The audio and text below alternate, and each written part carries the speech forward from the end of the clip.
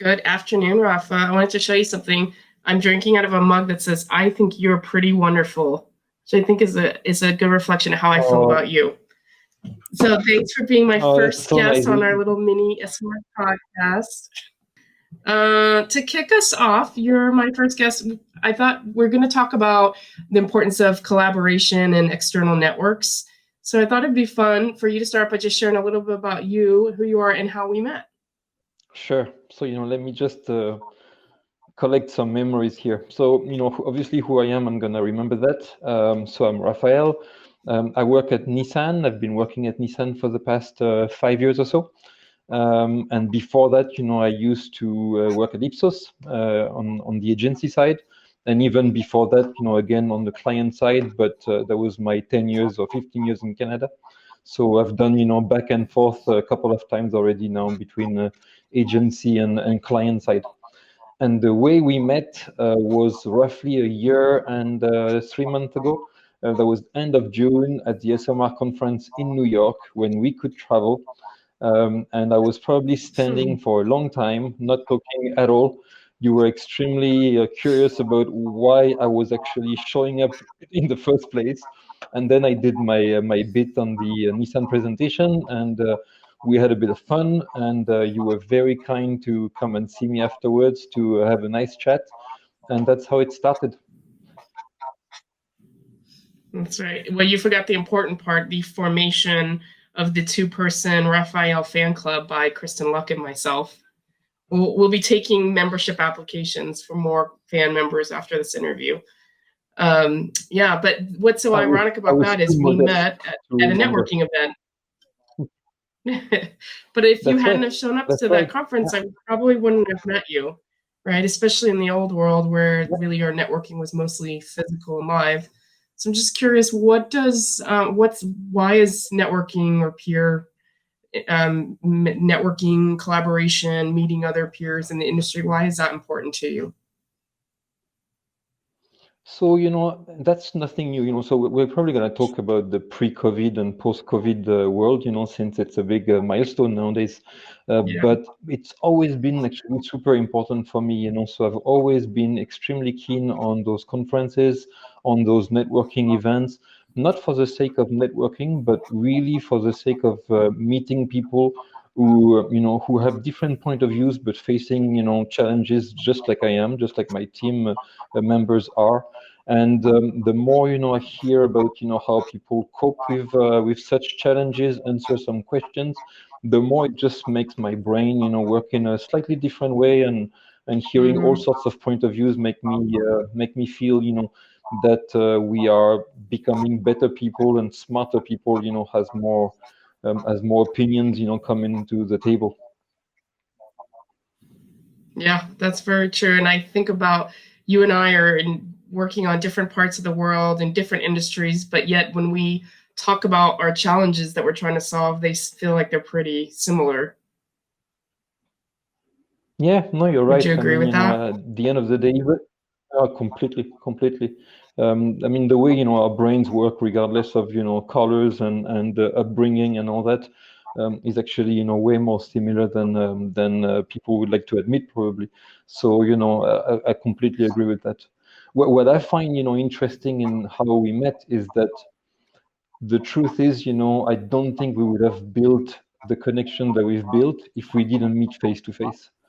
And that comes, to show that, Mm. in a post-COVID world, I guess the questions I'm asking myself is, how do I become a good, efficient networker, and how do I continue to make new relationship when you cannot meet face to face as much as before, So that's really an interesting and tough question for me right now. What do you think? Yeah, well, what's interesting about that is that I have found with COVID, all of the conferences have become free and virtual. That because of that, more people than ever are coming to the conferences.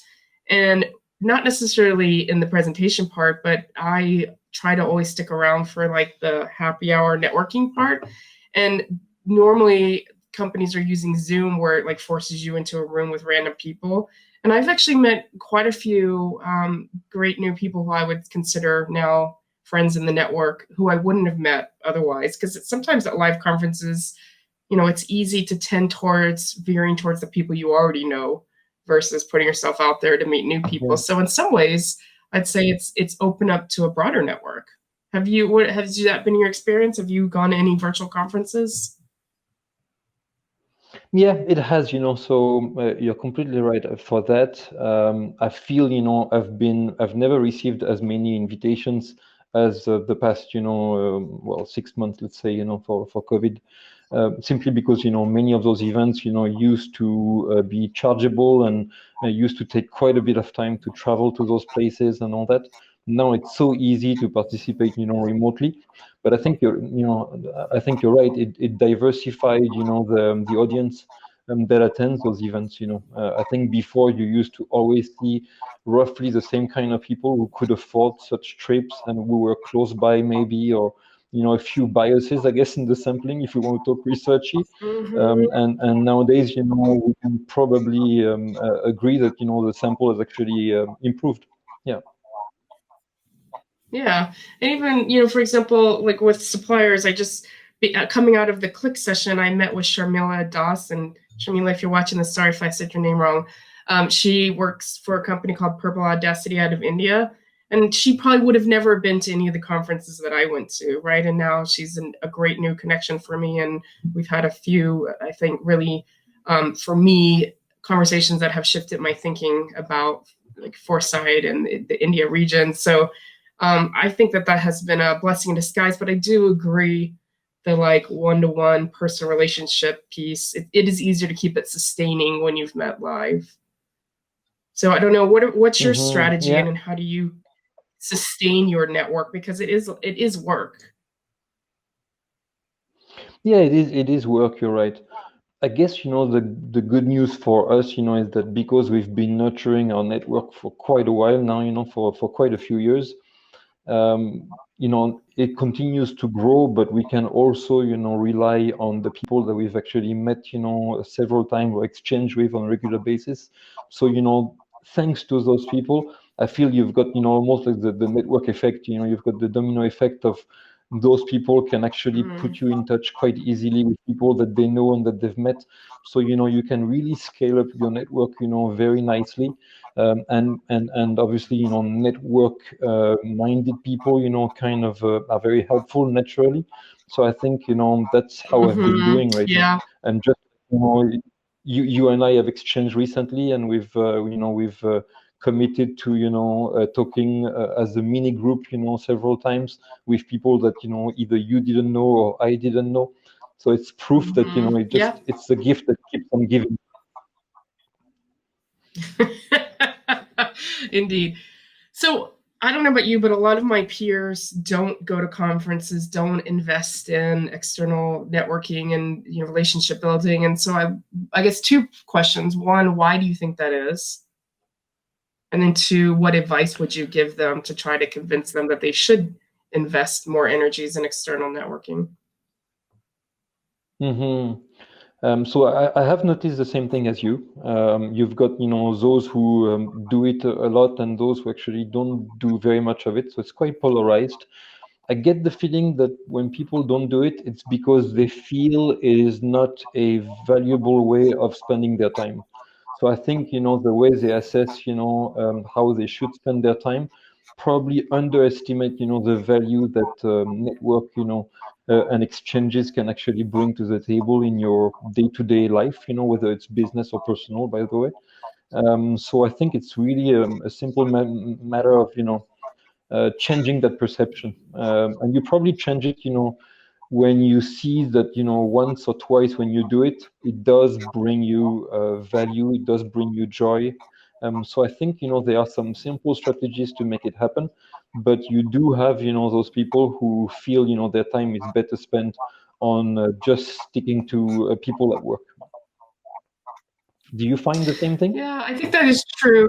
I think the value piece is there, but on both sides, because I think a lot of times I've heard colleagues say, but what value do I have to give? But also, what value can I get out of that? So I think a lot of people just see it as like if there's not a point to the conversation, then what's the point of creating, or what do I have to give to that person? But I think what I have found is universally people like to be helpful and supportive, right? So even if what they're giving you is advice that they happen to have, that makes the other person feel good too, right? And in terms of the value that I personally get, I do think that's true. You have to find what what your own personal value systems are and what value you get out of that, because I think it is different for different people, what value they could get from that. But unless you've experienced that, I think that's true. I mean, I'd say for me, like you, I'm naturally a people connector.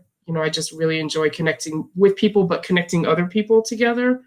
And it used to be that because Mars is a private company, I used to feel like I was like secretly dating other people professionally, like having these kinds of meetings, but not making a big deal about it because we were a private company. But now we've shifted towards I'm very valued as an employee because I have an external network where a lot of my peers don't. In fact, all the time, senior leaders will come to me and say like, hey, do you think you can reach out to your external network and help me answer a question on X? Like just understanding how do other companies do fill in the blank. So I feel like I've become like the external person connector for my company. So not only am I getting value from the connections, but the company is valuing me having these connections. I Yeah, don't know no, what's the it's very attitude funny at what you're Nissan. saying. So I feel the same way, because I've always been doing it. To me, it's part of second nature for work. Even though, I'm not I'm a mix of, liking to connect and also shy to some extent. So, I do have to work on this, to make the first step, in a conference with lots of people around. But because I like, sometimes giving presentations and meeting new people, I find my balance, I guess. But it's funny, in companies, they are very big on benchmarking. And so, they would spend decent amount of money sometimes with consultants or else, on getting benchmark. And I've always found that the best quality feedback I can get is from my own network, because at the end of the day, if there is trust, the feedback will be way more truthful, will be more valuable, will be more right to the question that I need answer. So, it's been an extremely useful tool, for me to work on, is actually, to tap into this network and ask questions, to ex-clients, to ex-colleagues, ex-team members, and so on and so forth. And it's been extremely valuable, and it continues to be. And, Nissan benefits from it.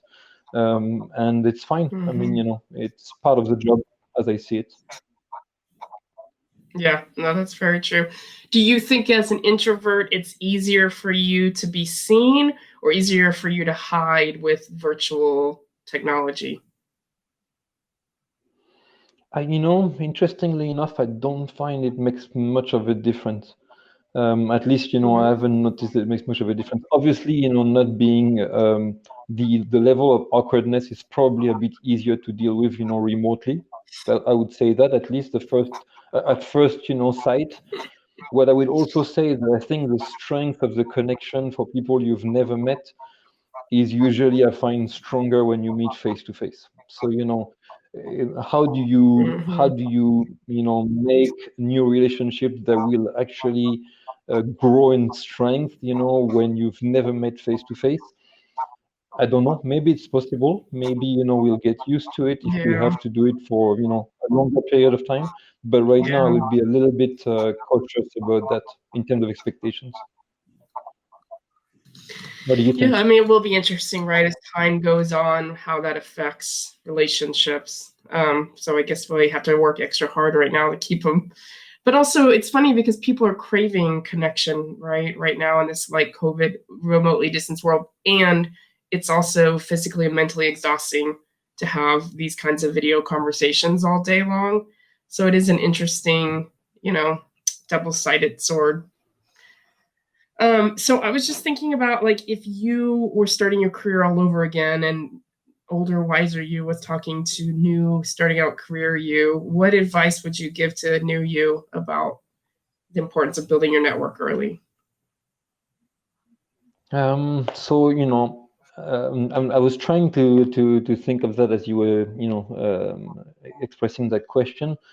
and because I've always been, quite keen on creating a network, I would almost tend to say, well, keep believing in it, because I was already a believer to begin with. I think, what I would say is observe the people that have been doing it for a long time and see what they have achieved, through this, and you will be a believer. I get the feeling that the people who have influenced me in terms of showing me the importance of networking, either in your behavior or in your acts, in actually making it happen, they've really, taught me that it had tremendous value. And seeing them and admiring what they could do with those relationships, I was a believer very soon after I saw this, So I would say the 3 or 4 people who impressed me the most, in my career were natural connectors. And some could be shy, but they had a way about, seeing the importance of their relationship building skills and networking skills, that it showed me, the value that it could bring to the table. So that's what I would say. Yeah. Just, continue to admire those people and try to learn something from them.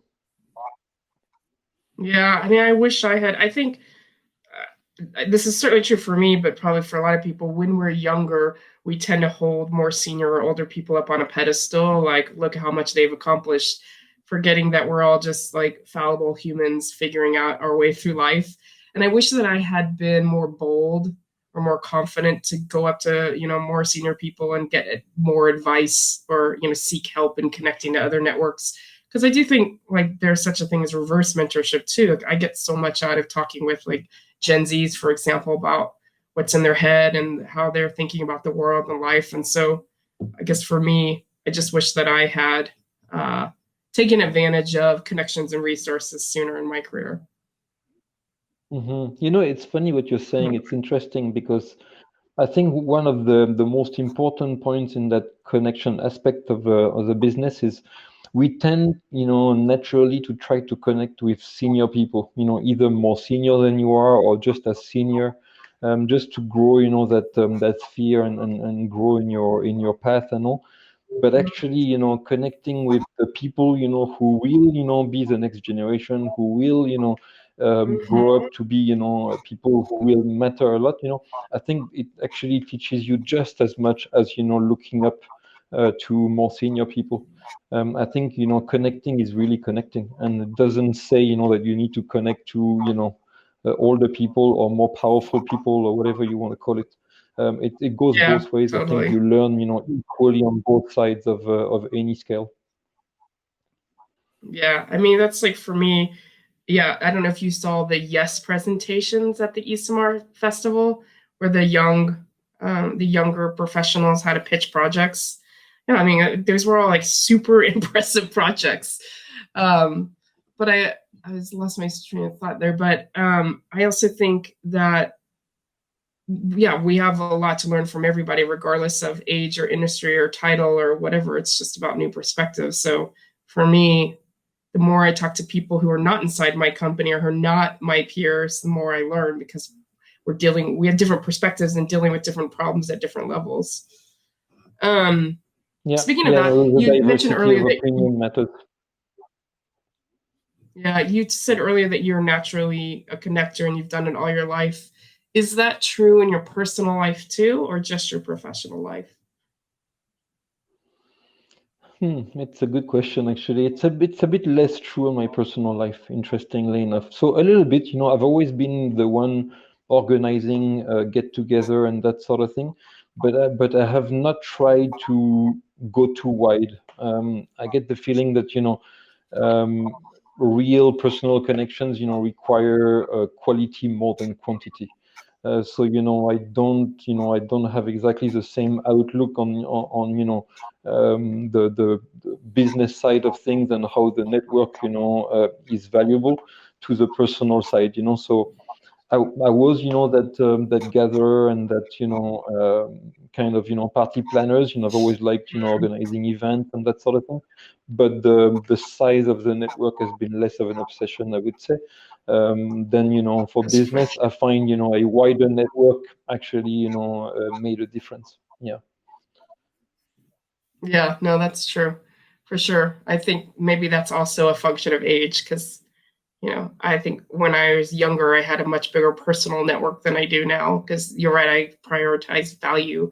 I value quality of time, so therefore you have to have less in your network. Yeah, it's Yeah, interesting. no, I it's mean, very like true. at the end of the day, you and I, are dealing with the same kind of scarcity of time. I mean, if there's one thing that probably all human beings, have in common, is that scarcity of time. So, how do you spend it, wisely? And that's really it's almost like a philosophical question, but what's valuable time spent, and networking for business is one of those valuable time spent. Yeah. Yeah. This is going to feel tangential, but it's semi-related. Have you seen Hamilton, the play, the musical? It's like very Not famous in yet. the US with No, not Lin-Manuel yet. Miranda. It's Yeah, I feel like it's mostly a US I phenomenon, but it was for a while like the hottest thing. And so there's often times where people say something where I want to quote Hamilton, but it never lands in multicultural audiences. Like in the US, people would know what I'm talking about, but you'd be like, what? But there's like a phrase so where they're it's talking on my about building. Go ahead. no, it's on my to-do list. I was going to say it's on my to-do list. So it's I have it at home, but I have not watched it yet. But I hear it's amazing. So it's a family friendly. Everything should watch it kind of event. So it's on Oh my yeah. to-do list. There's a couple digs on France, so you're gonna have to not get sensitive to that. Yeah, but there's a part where he's talking about his legacy, and there's a line that says like, "Who lives, who dies, who tells your story," and it's all about like after you're gone, what will you be remembered for? So I feel like one of the things I want to be remembered for is somebody who not just networked for the sake of network, but who built relationships and nurtured relationships with other people for personal and professional development. Mm-hmm. Because I do think Hey, it's let important me ask you one as a way to question. develop as a human. Let me ask you one question, Michel, about the way you've been building your network, because obviously, when we met, you reached out, and there was a good size room as well. So, it's one of those rooms where you could easily get a sense that you could talk to everybody and kind of create, a bit of a rapport. But because, you reached out so in such a friendly manner, obviously we kicked it off, quite in the perfect kind of condition, I would say. Uh, how would you say matters most when it comes to creating a good relationship? In business, in that particular setting, what makes a great networking event that great? Do you know? Yeah, well, I think at the heart of it is people need to find some kind of common ground or commonality. So, why did I get excited about networking with you or connecting to you? Because it's something in your presentation spoke to me, right? Like, yes, I want to learn more about that, or I have that same problem, or there was something in what you said that I had a commonality with that made me want to go and learn and talk more. And so I think at the heart of it, you have to find ways to allow people to share something about themselves in order to discover that there is something connectable there.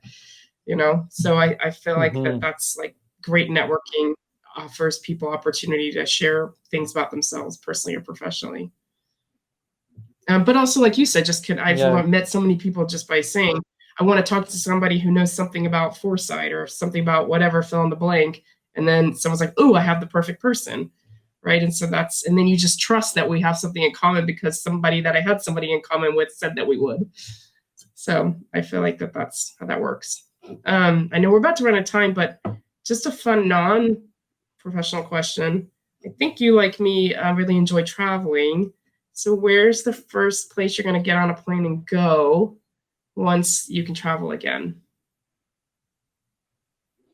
So the first place, will be family related. So, on the personal side, it will be Singapore because my wife is Singaporean, and we haven't seen her mom, for quite a while now. So it's at our parents' age, obviously time actually matters. They want to see our kids and that sort of thing. So that's priority number one, no doubt. And then my second one would be work-wise. My team, my team members are in Japan, and I do miss seeing them quite a bit. So that would be my wish number two. It's gonna be Japan as my next destination after Singapore. So that would be that. What about you? No, well, I didn't hear Chicago. That's where I live. It's number three. Number three. Okay. Well, funny enough, my boyfriend and I were supposed to go to Japan in April, but that got canceled. So as soon as we can travel personally, I definitely want to redo that Japan visit. So maybe we can coordinate our schedules to be in Japan at the same time. I would love that actually. We talked about it. I remember, right before the COVID situation literally exploded. So I would definitely love that. And we can talk about, your next car purchase. Yes. Speaking of conferences, well, a little plug. You can cut this out, Vincent, if you want to. A little plug for Insights Association CRC conference. It's free for you as a corporate researcher, and it's over Tuesdays and Thursdays, afternoon U.S. time, evening Europe time, and the keynote speakers are amazing. So tune in tomorrow evening to Nancy Duan and or to any other future content. A little sales plug. Hopefully Eastmar won't care. Anyways, well, we're out of time, but I always enjoy talking to you, and hopefully the audience found it interesting as well. Since we are saying that we like to network, I guess we should encourage people to reach out to us if they want to connect or network with us.